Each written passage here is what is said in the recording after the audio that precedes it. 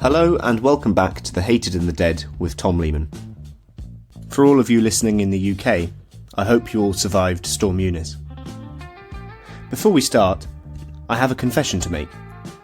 I have never seen any of the Terminator films, but given today's subject is that series' eponymous character, I have made it my mission to watch the first Terminator film this weekend.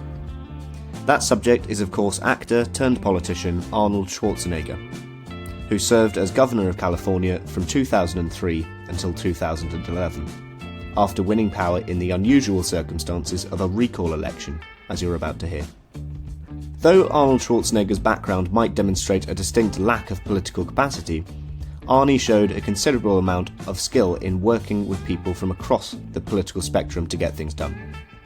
Indeed, my impressions of Arnold Schwarzenegger, the politician, improved considerably through the recording of this conversation, so much so that I let my guest, Seth Masket of the University of Denver, choose whether Schwarzenegger should earn the coveted, rather less horrible title I sometimes give to less hateable figures. From the episode's title, you'll see that Seth indeed did choose this option, though others will disagree. Seth is the author of Learning from Loss, the Democrats 2016 to 2020, and is the director of the Center on American Politics at Denver. We discuss Schwarzenegger's early political leanings, the 2003 recall election that brought him to power, and the importance of celebrity in US politics. Ladies and gentlemen, it's time to introduce Arnold Schwarzenegger.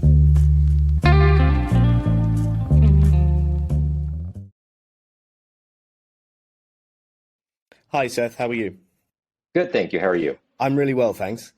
Arnold Schwarzenegger is quite an intriguing political figure for various reasons, but I think the one that stands out to me is because when people from non-political backgrounds become politicians or elected officials, that element of their lives normally becomes their primary legacy. Schwarzenegger, I would say, is likely to be remembered first and foremost as an actor, not as a politician, because his film career was so successful, and I suppose because his film career was revived after his political career. You suggested that we talk about Arnold Schwarzenegger, Seth. What intrigues you about his political career?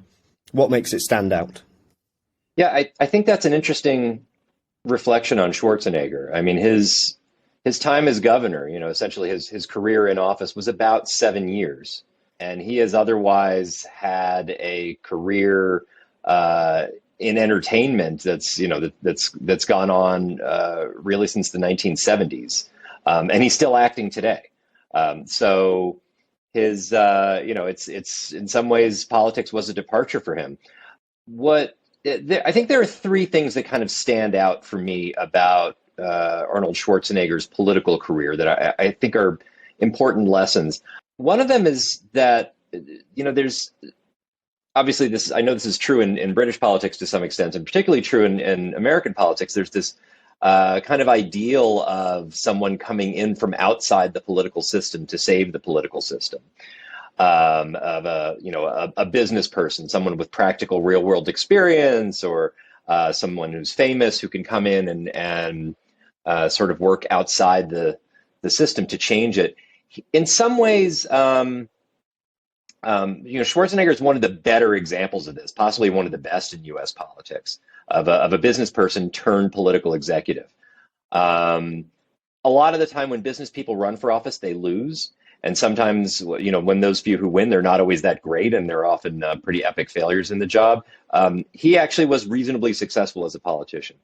I think his example tells us actually a great deal about political parties, both what political parties can do and what they can't do, what their weaknesses are. He was in some ways recruited, and I'm happy to get into this later, he was recruited to run by a faction of the Republican Party in California. The other faction of the party really, I think, worked to screen him out of politics initially and then embraced him. And then I think it tells, his experience tells us a lot about the power and the limits of individual candidates. He was a skilled campaigner. He was in many ways a good politician, a good candidate. This enabled him to win when not a lot of other Republican candidates could have in California, but that didn't mean he could do everything. He couldn't always translate his skills to get his detractors kicked out of office. He couldn't necessarily champion other things and get them passed. He had limits on what he could do. So I think we see both the successes and limits of one individual charismatic politician. There's a lot of really interesting stuff there that I want to come back to. If we just look at his life, his sort of early life, he was born in Austria in 1947. His father had been a police chief under the Nazis. He came to the United States at the end of the 60s when he was quite a successful bodybuilder, one of the best bodybuilders in the world. And he then went on to have this very successful acting career. I'm much too young to remember him as an actor, but something I suppose that was essential for a political career for him was for him to be recognised as an American rather than an Austrian, a foreigner. When do you think America accepted him as one of their own?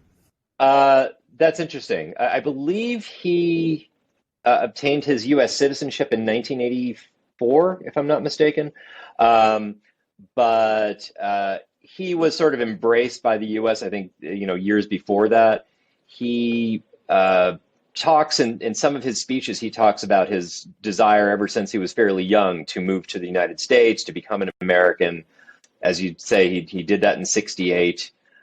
He was, sought to become like, he had acting roles throughout the 1970s, bodybuilding competitions in the late 60s and 70s within the U.S.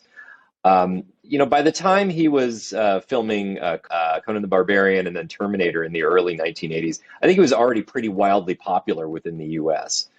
In some ways, he was always sort of like, he was one of like America's favorite foreigner types. He had a very distinct foreign accent, but was, immediately famous by the early 80s, and I think was pretty widely embraced in entertainment circles and to some extent in political circles, although a lot of that would come later.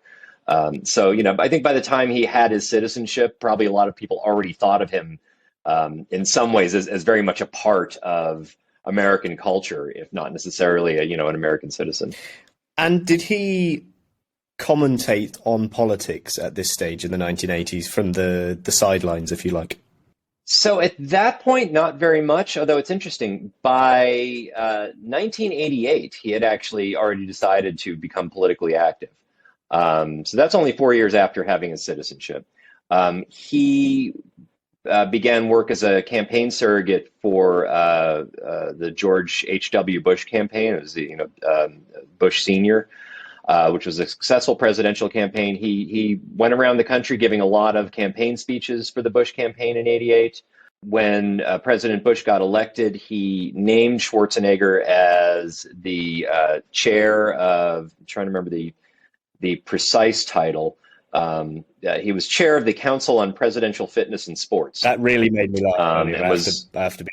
Yeah. Which is, has its own distinct history in the U.S. I believe that was a council started by President Kennedy back in the early 1960s. But Schwarzenegger was running around the country, encouraging various sports programs. He became a lobbyist for the Special Olympics around that time. He married into the Kennedy family at that time. So he was already actually seen in political circles by the late 80s at that point. Even if he wasn't necessarily seeing himself as a candidate for office just yet. So, you mentioned that he was on the campaign stump for George Bush Sr. So he was already a Republican by this stage then?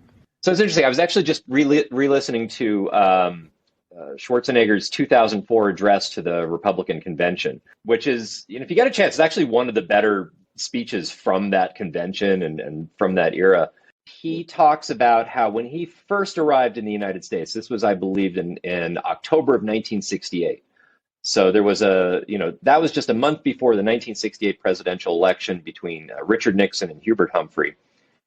And Schwarzenegger tells a story about watching the campaign on TV and having a friend translate from English into German for him, which he couldn't speak English yet. Now, there's a little bit of a fiction in there in that there were no presidential debates. So it's not exactly clear, if there was one event he was watching or if he was just talking generally about news coverage.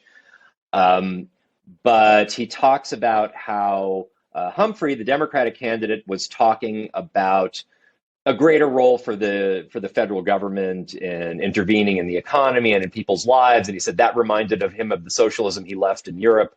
And he said, and Richard Nixon was like a breath of fresh air, which is one of the first modern Republican speeches I've ever heard describing Nixon that way. And he said Nixon was talking about strengthening the military. He was talking about getting government off our backs and lowering taxes. And according to Schwarzenegger, he said, "What party is that man?" And his friend said, "He's a Republican." He said, "Well, then I'm a Republican."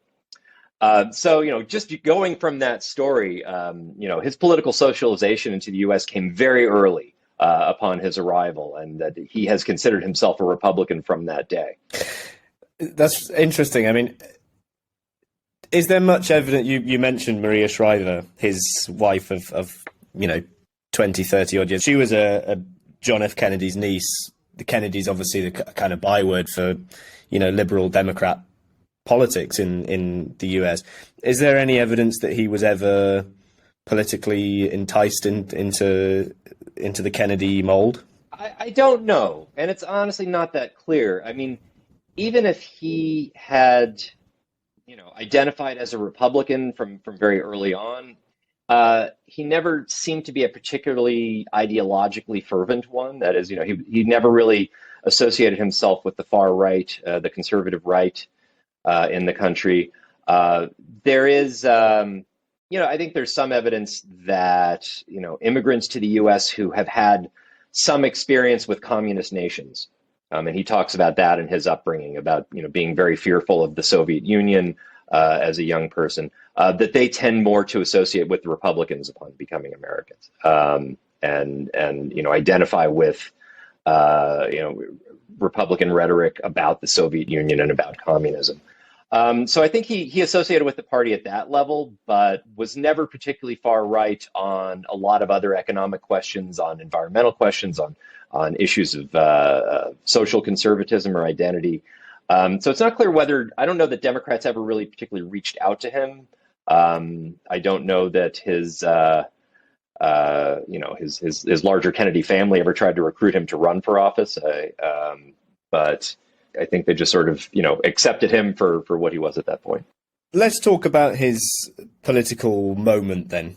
Seth, as you said, his political career was actually very short. I was going to say mercifully short, but I'll leave it until the end to make that judgment. I mean, he only ever held one position in elected politics, which was the governorship of California, the biggest, most populous American state. He became governor in 2003. Can you explain how he came into this position? Because it's not a straightforward story, and I don't really want to massacre the details because I'm not that familiar with them.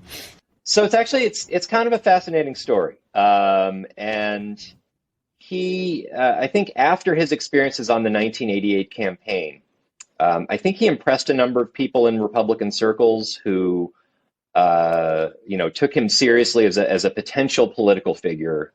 There was a group of Republican consultants, a group of Republican office holders and figures in California in early 2001 who actually reached out to Schwarzenegger. And these were mostly people who were loyal to a former California governor, Pete Wilson, who had been, governor throughout the late 80s, early 90s. And these consisted of some Republican political consultants, a former state party chair, and some of his top staffers, who reached out to Schwarzenegger in 2000, 2001 and had several meetings with him, encouraging him to think about running for statewide office, and said if he wanted to do it, they would be willing to back him. They said if he was thinking seriously about doing this, they encouraged him to sort of dip a toe into the political scene by championing a state initiative campaign. California, one of the things distinct about California's political system is they have a lot of so-called direct democracy campaigns, a lot of initiatives that are on the ballot each year. Schwarzenegger did that in 2002. He championed an after-school activities funding program, ran around the state giving speeches in favor of this program. A lot of these speeches and appearances were well planned out. They were focus group tested. He was photographed with teachers groups, with police officers, with firefighters. I mean, it was a very conscious political campaign. It was a successful one. That initiative did pass, but it was also seen as a good proving ground for Schwarzenegger. Now, to think about, what was going to happen next. In some ways, I heard your interview with Julia Azari a few weeks ago about President Eisenhower, and I think in a lot of ways, this may be too much of a link, but I see Schwarzenegger's recruitment by the California Republicans as in some ways similar to Eisenhower's recruitment by Republicans back in the early 1950s. The big similarity is in the sense that both parties were really on the outs and desperate for a win.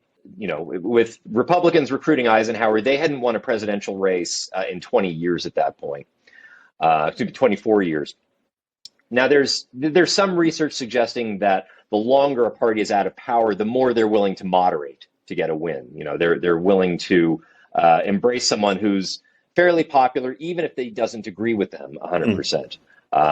Republicans knew that they didn't know much about Eisenhower's political leanings. They just knew he was well liked and could win, and they were willing to accept that. It was in some ways a similar story with Schwarzenegger. Republicans hadn't been out of the governor's office that long, but the tide was increasingly turning against them. The state was moving away from them demographically. The Republicans hadn't controlled the state legislature for more than 2 years out of the previous 30 years. And the state's growing Latino population was becoming more democratic. Republicans didn't see a way to win back the governor's office really for the foreseeable future, unless they had someone really unusual like Schwarzenegger in there. So Schwarzenegger apparently considers running for statewide office in 2002. However, there is a lot of Republicans in the state are uncomfortable with him. One of the not well-known features of California's Republicans is that it's a shockingly conservative version of the Republican Party. California actually has one of the most polarized political systems. Now, the Democrats have been dominant there for quite a while now, so we don't actually see too much of the Republicans there, but the Republicans who are in office actually tend to be very far right. And the Republicans who are active in the party and get involved in recruiting people for office, they tend to be very far right. And a number of them essentially more or less threatened him in 2002. They were willing to raise some money. They didn't like his stances. He was pro-choice on abortion. He supported gun control restrictions. He was supportive of environmental regulations. He was comfortable with gays and lesbians. And they basically said, look, if you want to run in a Republican primary, we're going to raise money against you. We're going to run people against you. That doesn't mean he can't win, but it'll be difficult. It'll be bloody. And he wasn't necessarily ready to do this. The next year, 2003, was a very different story. 2003, there was a recall election against the sitting governor, Gray Davis, who was a Democrat. Recall elections themselves are fairly weird activities. California's own system is somewhat unusual. There's a number of things that make the recall unusual. For one, there is the way that California and a few other states do a recall is that there's two simultaneous elections. There is one ballot question of should the governor be recalled, yes or no? And then the second question on the ballot is, regardless of how you voted on the first question, who should replace this candidate? Okay, so everyone gets to pick another candidate. There's no party nominations on that question right there. Okay, so you can have as many candidates as want to run. It's fairly easy to get on that ballot. A lot of people did it. 135 people qualified for the recall ballot at that point. So a lot of candidates. Republicans reached out to Schwarzenegger at that point and said, there is a recall going forward against the governor. Would you consider doing this? Now, almost every California governor for the last century plus has had a recall petition circulated against him. Most of them don't really go anywhere. This one kind of caught fire. It was gaining a lot of signatures to qualify for the ballot. The main reasons were that the sitting governor at the time, Gray Davis, he was very unpopular. He had approval ratings in the 20s. There was the recession at the time was cutting very deep. There were a series of energy crises going on in California. There were a series of blackouts. The governor had approved a massive increase in car registration fees. A lot of things just made him very unpopular very quickly, even though he'd won re-election just a year earlier. So it suddenly seemed like, this recall might actually qualify for the ballot. Schwarzenegger signaled that, because of all these unusual features, he was actually willing to run.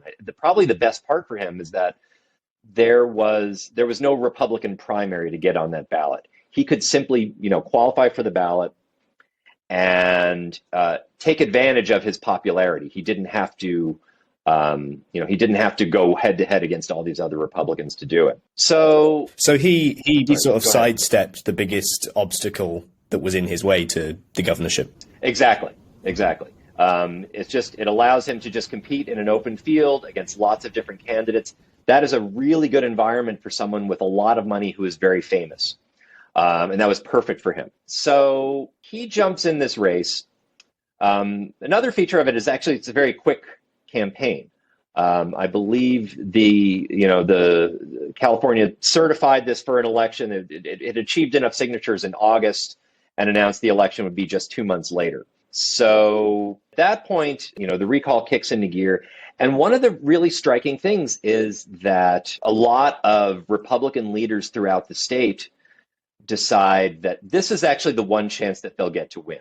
A lot of people who don't agree with Schwarzenegger on a lot of policy issues, a lot of people way more conservative than him, decide to endorse him and to urge other Republican candidates to drop out of the race. Now, there are actually a number of other very good candidates, like people who in a normal year would have made very credible candidates on the Republican side. Peter Ueberroth, who was the former head of Major League Baseball. Bill Simon, who had been the party's candidate for governor just the year earlier. Richard Riordan, who was the mayor of Los Angeles. Tom McClintock, who was a conservative state senator. A lot of these people were pretty serious candidates, and they were running as well. But a lot of Republicans throughout the state decided to endorse Schwarzenegger. In fact, every sitting Republican county chair in the state decided to endorse Republican, which sent a huge signal to a lot of Republican voters that, okay, you know what, Schwarzenegger is our candidate. I was doing some dissertation research at the time of this. One of the people I'd spoken to was the head of the Lincoln Club, which is just this very conservative organization in Orange County, California. And he just basically said that he and his colleagues got together and said, we recognize that a lot of you have been working very hard in conservative fields for many years. Schwarzenegger has not, but we think we can win. We think this is our one chance of winning the governor's office for the next however many decades, and we're going to back him. And it actually ended up pushing a lot of other Republicans out of the race. A lot of them dropped out. So remarkably, you had an election where there were, again, 135 people on this ballot. Schwarzenegger gets 49% of the vote, which is really quite striking. Some of these people on the ballot were very serious. Some of them were, very, kind of flighty celebrities. There were, porn actors on there. All sorts of people ran. But Schwarzenegger really consolidated the vote, and it ended up looking in some ways like the outcome was actually like a fairly normal election. And, he managed to win. So it was really, quite a striking story of him kind of getting around one of the key obstacles that had kept him out of office. But then the party kind of consolidating support around him in a very, pragmatic way of saying that this was the one candidate who could get us this office. There were all these joke candidates, and they decided to go with someone serious like Arnie. Quite remarkably, I think he was actually the campaigning style at the time was pretty striking. There were actually a number of debates with some of the more prominent candidates, with Ariana Huffington, who was running for governor at the time. With you had Cruz Bustamante, who was sort of the most prominent Democratic office holder running, and a few other candidates. And Schwarzenegger participated in these debates. He was actually, I one of the things I really actually enjoyed about his campaign is that he did a pretty good job combining spectacle and substance. That is, he was very good at playing on his fame. He would quote from his movie lines. He would make a lot of jokes about his own acting experience and things like that, but also seemed to know what was going on. He could debate very credibly about issues facing California. He could talk about immigration. He could talk about economic issues. He could talk about the environment, and seemed to know what he was talking about. So I think, there was an intelligence behind that, behind the fact that he, people who saw him as sort of a joke, as just, an action hero, a bodybuilder, whatever, could see that, okay, there was actually some substance behind it. And I think he combined that in a pretty credible way. Well, this is something I wanted to ask you. I mean, he then obviously served the rest of that term, that kind of truncated term, because of the recall election, and then had another term afterwards from 2006 to 10. Was it obvious? Did it look like he was acting? Did it look like he was acting as governor? Well, did it look like he was playing a character when he was governor? Was he Arnold Schwarzenegger, governor of California, or was he the Terminator, or Conan, or something, one of his other characters? That's interesting, because if you've grown up with his movies as I have, he has a particular style, of acting that is, fairly campy, fairly tongue in cheek, and I think his approach to governing was actually far more serious. If you saw the campaign ads he ran, if you saw the speeches he gave as governor, the meetings he had with, when he meeting with other governors or meeting with state legislators, he was actually quite sober with those. And every politician to some extent is acting, is playing a role, is trying to portray something, but he actually, he seemed to take it quite seriously, and didn't actually joke around all that much. Yeah, I'd say, to some extent, it was a character, but it was not the character that he played in the movies. It actually seemed to be I think a much more serious governing style. It must have been quite a bizarre situation for him, because obviously when normal people go into politics, I think there's an expectation that they have to act, as you said, and they have to almost, well, it's a common saying that they have to lie for a living, right? Whereas maybe with Schwarzenegger, he feared that people wouldn't take him seriously, so perhaps he had to try very hard to be more serious? I think that's accurate. I think in some ways he was, he would joke around on the, when giving campaign speeches sometimes about his past, about his prior career. He would fairly quickly jump into speaking very seriously. I think you actually get the sense. I mentioned this speech earlier, his Republican convention address in 2004, that, he starts off with a couple of, he starts off by mocking himself, a couple of self-effacing comments about his acting history and, and playing a bodybuilder and things like that. And then after a minute or two, he jumps into a fairly serious speech about immigration and about, tries to be very inspiring about the greatness of America. And he brings in his own biography. But I think you're correct that I think he sees that as kind of his one weakness, that people won't take him seriously. And it's clearly very important for him to be taken seriously. And that seems to be the one, the one area where he's like really pushing to immediately demonstrate his expertise, to demonstrate his seriousness, and to not simply be joking around while in office. So what does he actually try to do once he becomes governor then? How does he, I mean, you painted a picture of him being a kind of moderate Republican, a kind of anti-big government in a sort of from an economic standpoint, but not in a dogmatic Tea Party kind of way, and certainly to the left of most of the other Republicans in California. How does he try and put that into practice? How does it manifest itself? It's interesting because in some ways he has a number of fairly prominent failures early on while in office. He comes in with this, I think, a fairly populist approach, with the sense that, looking back on what he'd been able to accomplish by winning the governor's office in a way that few other Republicans in the state could have.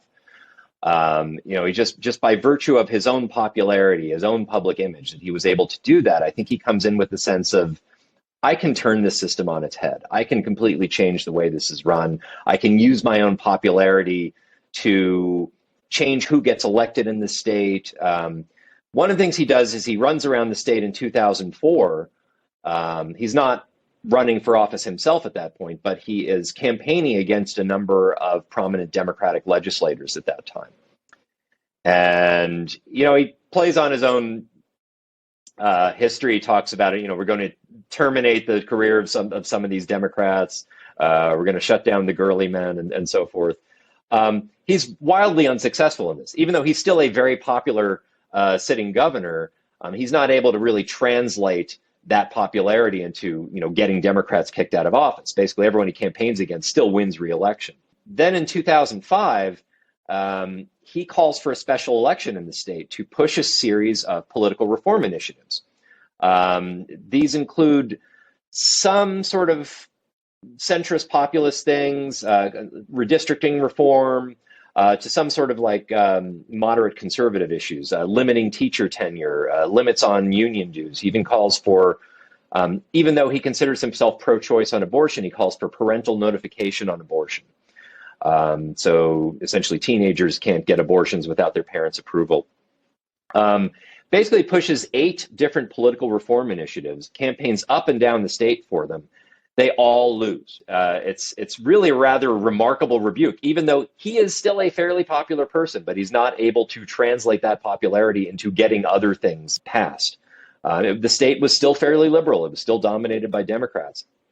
And I think he actually, judging from his own public speeches and his own performance after that, he really recalibrated quite a bit after that. He seemed to learn from that. That was, for all his skills, he was still a fairly new politician. He was still fairly inexperienced. And I think he said, okay, that won't work. Let's try something else. And he started, in some ways, governing in a more bipartisan way. He hired a Democratic chief of staff and decided to embrace, I think, a more popular agenda, trying to, champion issues that were, some of the more popular issues in both parties. He embraced more an environmental agenda, and actually, that pivot after that rebuke in 2005, I think, probably helped him quite a bit. He was able to win a normal re-election in 2006. He won re-election by about 10 points in a year that was, not only is California not a very welcoming state for Republicans at that point, but 2006 was a very bad year for Republicans all across the country. That was the year that Democrats took over the House and the Senate nationally. It was a big rebuke for President Bush that year. Schwarzenegger nonetheless won hands down that year. And, I think for, the remainder of his term, we see some successes for him. He managed to push through a number of bipartisan measures on renewable energy, on supporting electric cars, on funding infrastructure. He made a number of high-profile appointments to the state Supreme Court, to the executive branch that were racially diverse, ideologically diverse, somewhat less, less tied to a political party than other governors probably would have. And I think, in the end, he made the state government seem somewhat more governable and more productive than it otherwise seemed when he'd gotten there. You mentioned George Bush, who was the president for the lion's share of his governorship. Bush was a Republican as well, obviously, but he was to the right of Schwarzenegger on many things, gay rights, environmental issues, probably other things as well, abortion. Did they get on? As far as I know, yes. I mean, I don't know that they had too many major high-profile disagreements, really. In that, it's that speech I mentioned in 2004, Schwarzenegger was, of course, happy to, very prominently endorse George W. Bush for a second term as president. I think if you listen to that speech, I think Schwarzenegger talked a lot more about himself than he did about George W. Bush, although at the same time, he never really spoke ill of Bush. I think he was, he largely supported the president's economic agenda. He largely supported the president's war on terror stances. One of the things where we see Schwarzenegger really differing himself from some Republicans at that point was on immigration issues. In particular, that 2004 address, Schwarzenegger is extremely, is trying to paint a picture of a very pro-immigration side of republicanism. And I think in that is actually, fairly aligned with President Bush at that time. There was a real split within the party at that time about whether, essentially whether immigration was good or bad. And we see far less of that debate today. The Republican Party today is far more anti-immigration than it was at the time. At that time, Bush was making a case for supporting greater immigration, even particularly from Mexico, from Latin America, and was getting some pushback from within the party. Just to briefly quote from that 2004 address, one of the things that Schwarzenegger said to the convention, and I'm quoting here: "Many of you out here tonight are Republican like me in your hearts and in your belief. Maybe you're from Guatemala, maybe you're from the Philippines, and maybe you don't agree with this party on every single issue. I say to you tonight that I believe that's not only okay, that's what's great about this country. Here we can respectfully disagree and still be patriotic, still be American, and still be good Republicans." I think that was a message that George W. Bush would have been largely comfortable with at that time, but it is something that sort of stands out. That's not a speech you would generally see at a Republican convention today. No, for sure. This is a podcast mostly about people who are controversial and people who are there's an unlikable element to these people. What don't you like about Schwarzenegger? What do you think are the really corrosive elements of his political career and the way that his personality perhaps it kind of infected the body politic? Or do you think actually that there's not very many disadvantageous things about him as a political figure? One of the striking things, really, more so in hindsight, was that shortly before the 2003 recall election, a number of women came forward and accused him of sexual harassment. Quite a few very credible accusations of him groping women. Sometimes these were employees of his. Sometimes these were people who worked on movie sets with him. And this, it's notable. I think this was not necessarily a deal breaker in politics 20 years ago. I think it would be today. It depends whether I don't know if he were running for office today. I'm honestly not sure which party he'd be more comfortable in. But that would have been a much more controversial issue at that time. He, I think, as a candidate, largely ignored it. He did he did what he could to just say these are just my detractors trying to bring me down. I'm not going to address it. After getting elected, he actually did address it to some extent. He issued some kind of public apology. He said that he had not always been on his best behavior, and he just sort of issued a blanket apology for his past behavior. It later came out that he had actually had a number of affairs dating back to the 1990s. It turned out he had, he'd had an affair, a lengthy affair with a housekeeper of his, and had actually had a child with that person, an illegitimate son who was, I think, now in his 20s. So, all these things were, in some ways, they were, survivable by a popular politician in the early 2000s, I think would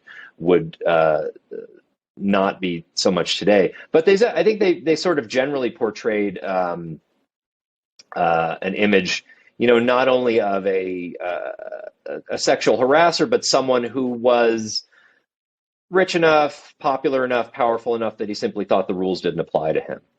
And that, these might be scandals that would hurt a lesser politician, but not someone of his stature.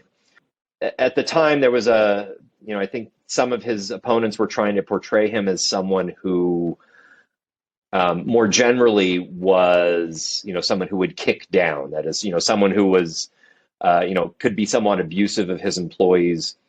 I don't know how much that, that tracks beyond the sexual harassment, but it's certainly possible, and it did not.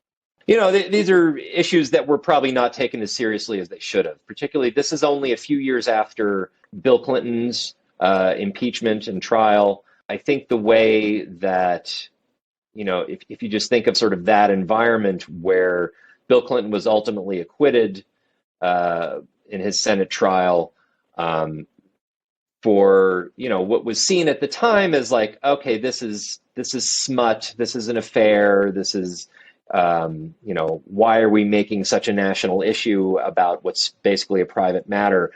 I think today more Americans see that as not simply a private matter. This was a matter, this was a very powerful male politician taking advantage of a very junior female employee, and I think a lot of Schwarzenegger's transgressions would be seen more in that light today.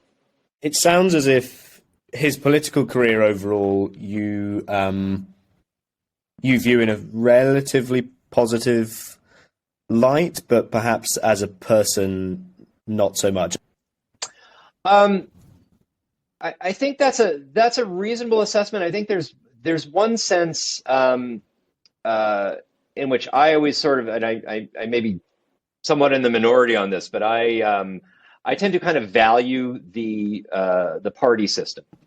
I think there's an important role that political parties play in any given democracy of, not only establishing some sort of regularity in politics, but also, in some ways, screening people out, determining who gets to run for office and who doesn't. And I think that's, that can be a problematic role that parties play, but I think on balance can be a very useful one. And I think as, at least in U.S. politics, is something that's come under a lot of strain recently. And I to some extent, take a certain amount of glee in seeing a politician trying to buck that and getting rebuffed for it and, just losing. One of the things I thoroughly enjoyed about 2 years ago, I don't know if you're following, the very full Democratic presidential field here. We had, some 20 to 30 candidates running for president here in 2020. One of them was former New York City Mayor Mike Bloomberg, who spent somewhere between $500 million to $1 billion, on this, very ego-driven run for president, and ended up getting a handful of delegates from American Samoa, and that was it. He ended up dropping out a few days later.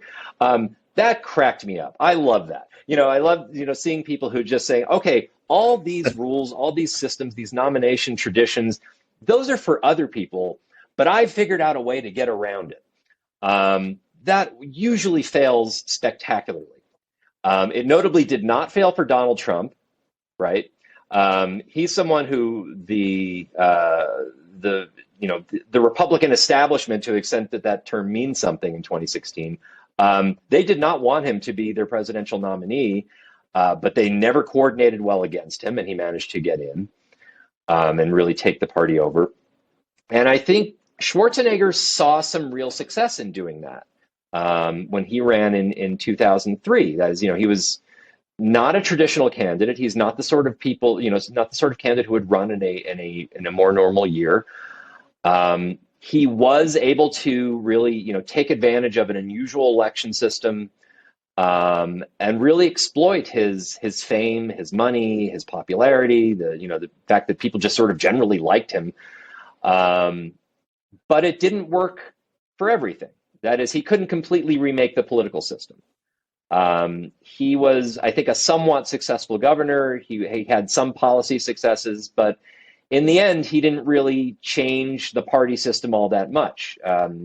When he left, it's not like there were a ton of Republicans who were able to get in, following his path to office. It's still a very Democratic-dominated state. Anyone getting in still has to win, fairly conventional primaries that are dominated by party elites and party activists. So he really didn't transform the system all that much. It was a phenomenon that I think was really limited to him.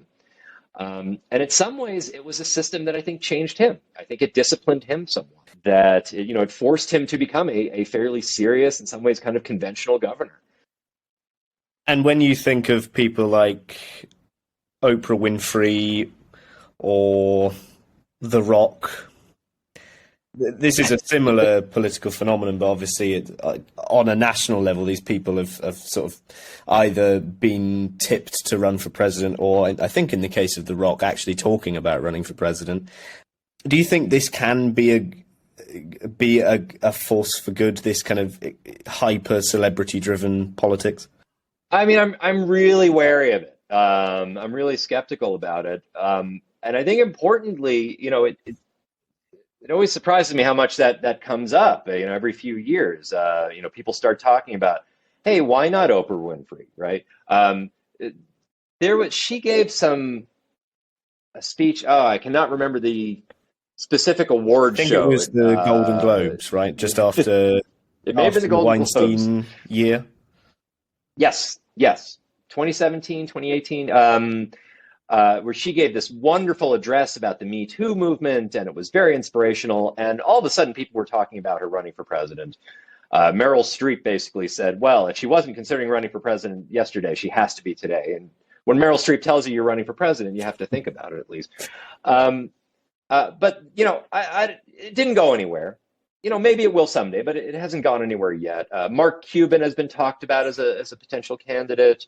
Howard Schultz, the former CEO of Starbucks, has been talked about. He's briefly dipped his toe, but it hasn't really gone anywhere. These names get thrown around fairly often, and a lot of them never really happen. Occasionally, you'll get people who actually, some prominent wealthy business people who actually do run but don't win. Carly Fiorina of Hewlett Packard didn't really translate into much success. Ross Perot ran in 1992. He actually, for a non-traditional third-party candidate, he actually did very well. He got about 19% of the vote in the presidential race in 1992. Still, he didn't win any states, no electoral college votes, and that was about it. And then occasionally you'll have people who actually, jump from the business world into politics. I think, an example might be, say, Rex Tillerson, who was actually credited as being a very strong and creative leader at ExxonMobil, but was a wildly unsuccessful Secretary of State, and is I think considered by a lot of foreign policy experts as probably one of the worst Secretaries of State ever.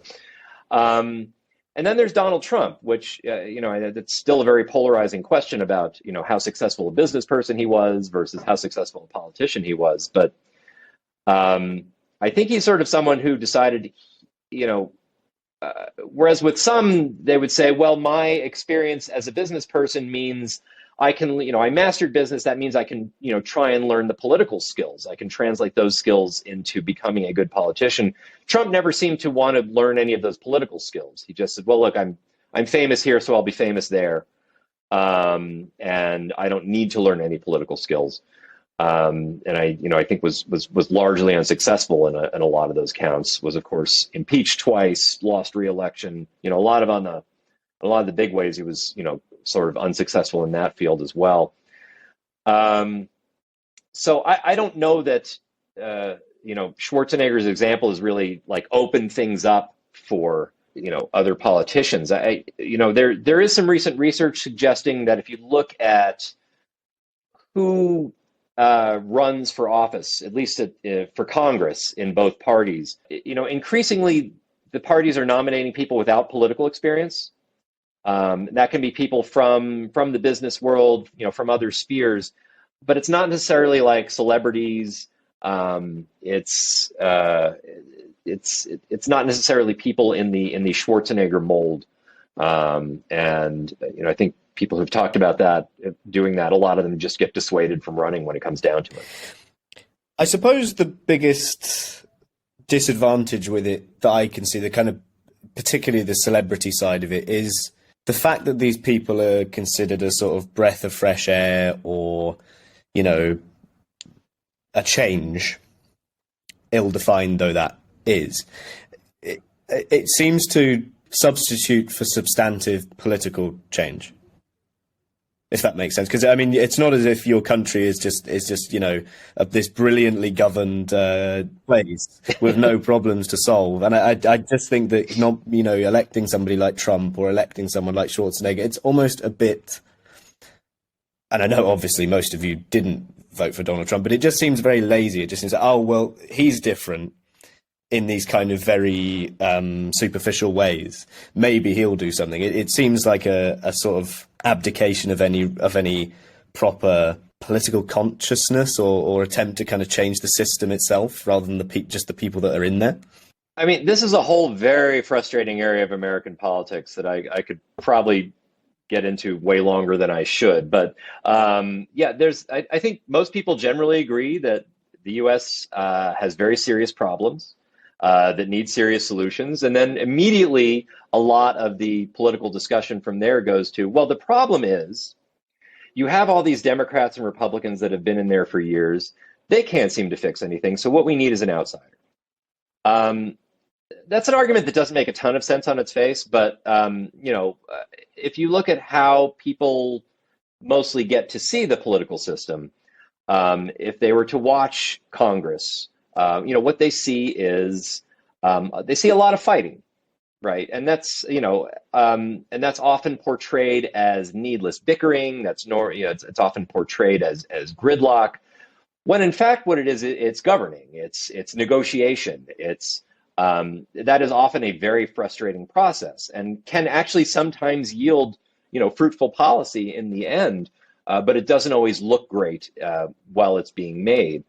So I think in some ways that is a real challenge of the political media. Has a hard time, distinguishing or portraying a distinction between needless bickering and actual compromise and negotiating and policymaking. And I think this is also nurtured by the politicians themselves who run for office saying, these problems look complex, but actually it's fairly easy, right? We just need to lower taxes and this all goes away. Or, we just need to get rid of this regulation and this goes away.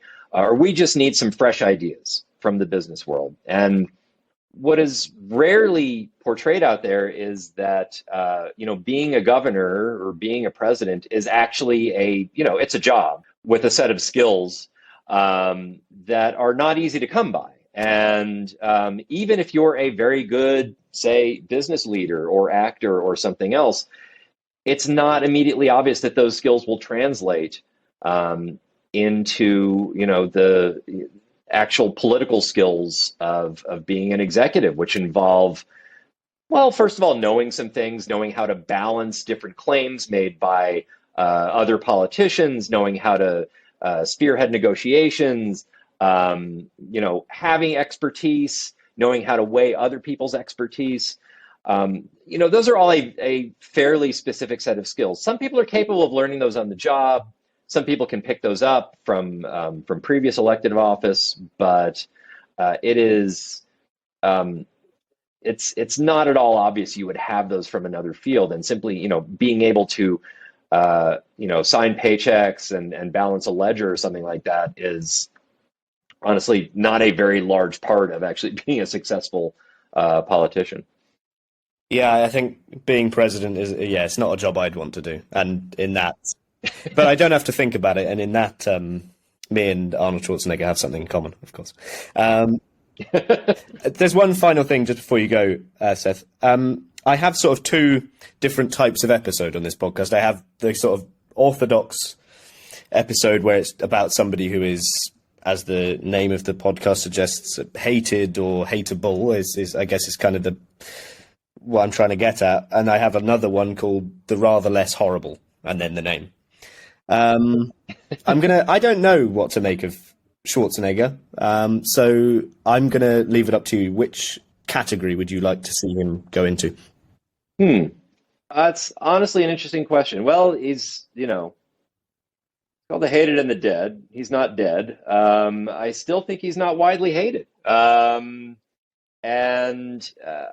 think there's aspects of his career, aspects of his personal behavior that I think are, certainly warrant some hate. I think in a lot of ways he's been fairly successful and maybe belongs in that other category of and I forget exactly how you described it it's complicated. Yeah, right. Okay. I knew I was at the beginning of his term. I was actually living in California at the time. I still knew a lot of Californians throughout his term. A lot of people who I think were very disposed against him from the beginning, either because they were Democrats or because they just thought he was a very silly choice for governor. By the time he left office, he hadn't exactly won them over, but they took him far more seriously than when he'd started. And I think they were surprised that they didn't completely deride him, that he was actually someone to be taken fairly seriously. And so I think he belongs in that other camp. Seth, thank you very much. Where can people find your work? So a lot of my work is on my website. That's just sethmasket.com. I'm also on Twitter way too much. I tweet at Smotus, SMOTUS, Seth Masket of the United States. Fantastic. It's one of the best Twitter handles out there, I have to say. So well done for that one. Thank you very much. Thank you, Seth. Thank you so much. Good talking to you. Thank you for listening to The Hated and the Dead. If you've enjoyed this podcast, follow it on Spotify or Apple Podcasts to get updates whenever new episodes are released. If you're just on that last stretch of your commute to or from work, or have a spare 2 minutes, please leave a 5-star review on Apple Podcasts. It's the best way to help the podcast grow.